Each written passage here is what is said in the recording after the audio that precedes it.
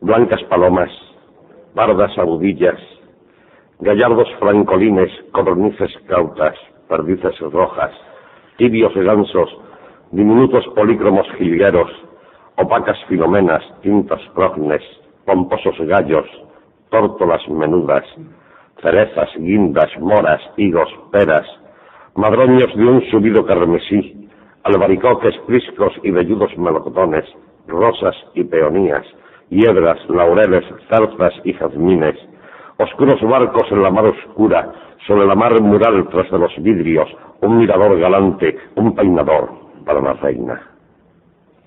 ¿Para quién?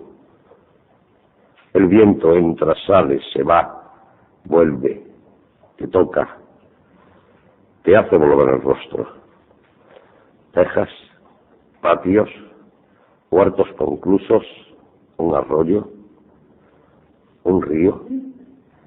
Este monte feliz, esta agrupada confusión de la vida y la memoria, la reina que no está, las bellas frutas para la vista, y pájaros sin canto, una mancha, un matiz, melancólico.